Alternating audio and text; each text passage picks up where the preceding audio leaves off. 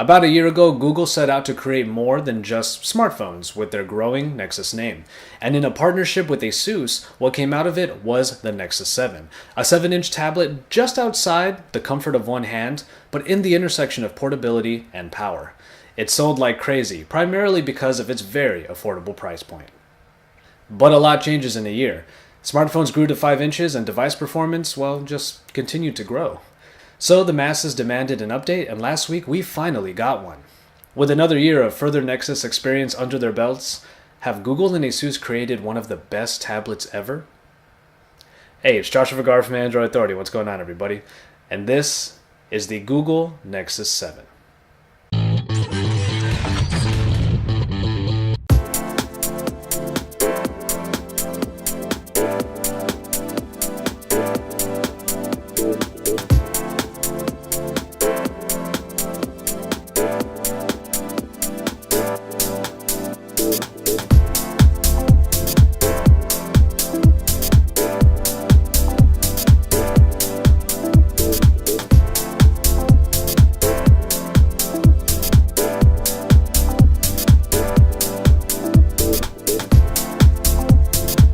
I'm going to go at some length about design.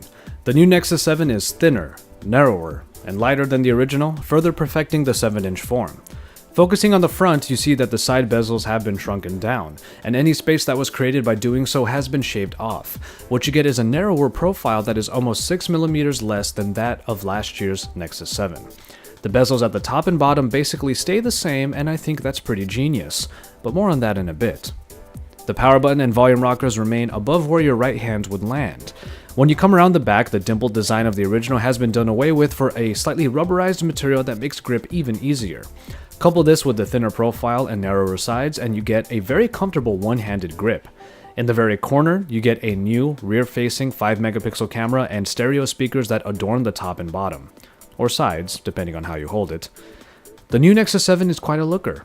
Slim, sleek, simple. But I really think that in design, they've truly figured it out.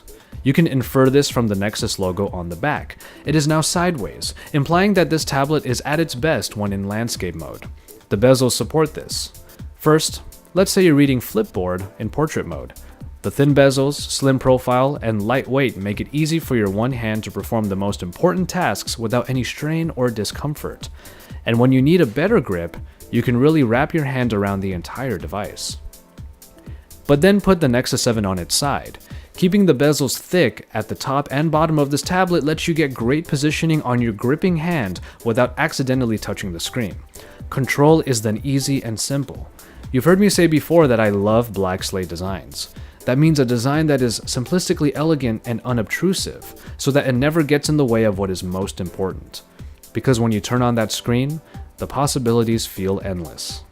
As a tablet as easy to carry, hold, and throw around as this, the Nexus 7 is currently as black slate as you can get. In just 1 year, we've seen an incredible boom of 1080p displays on handheld devices. The new Nexus 7 joins that trend with a screen also capable of 323 ppi. What results is one of the sharpest mid-sized displays available. Since a device this size is typically geared towards reading, rest assured that the new Nexus 7 will be your new hub for ebooks, magazines, web news, and the like. Everything is crisp and sharp, even smaller text. More on the media side, the screen delivers very good color range and never struck me as dull. Viewing angles are all great, and the brightness of this display helps it remain useful even in the daylight.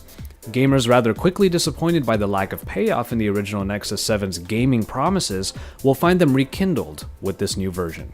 The higher resolution and overall better quality screen makes gaming a treat. Overall, you have a Nexus 7 that has leapt into the technology present, and this screen is a great example of that. The original Tegra 3 powered Nexus 7 promised great performance at an affordable price, but users have been recently complaining about lag, stutter, and overall slowness in their 7-inch tablets. In that time that the Tegra 3 supposedly aged, many other processing packages have been able to prove their worth. Plenty of people are using the S4 Pros of yesteryear, and they remain happy. Just ask a Nexus 4 user. So, this new Nexus 7 took to that same package to bring affordable performance.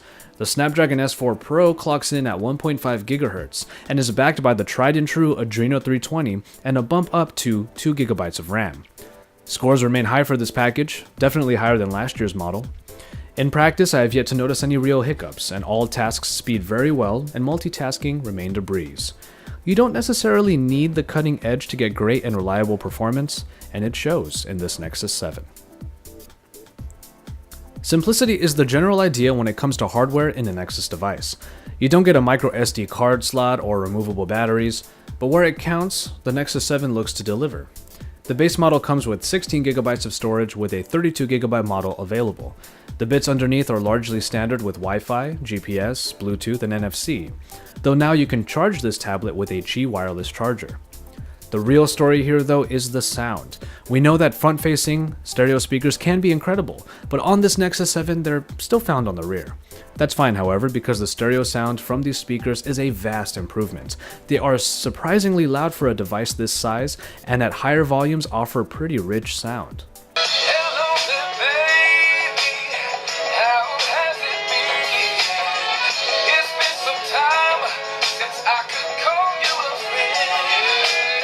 At lower volumes, however, that richness does taper off, and some sort of noise or hiss is audible. It's a minor quip, but it is still noticeable. With claims of 9 hours for video and 10 hours for web browsing, some real optimization must have gone into what is actually a smaller battery than last year's model. Brought down to 3950 mAh, you get a smaller unit in this Nexus 7 than before, but it still does hold up. In a video looping test, I got the battery down to 75% in just under 2 hours, making a full rundown possibly crack 7 hours. Standby time has been greatly improved. Without plugging in the Nexus 7 for overnight charging, I found that I had just about the same amount of power the morning after.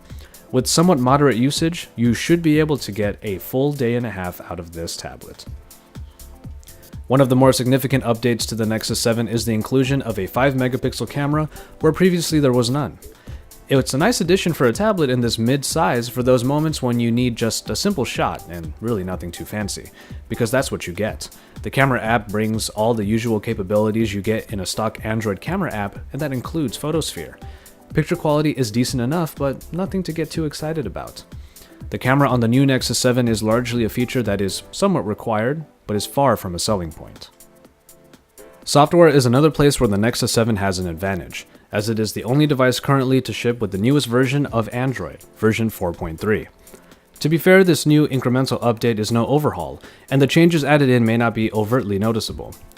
The main new feature you may or may not use is with multi-user restricted profiles.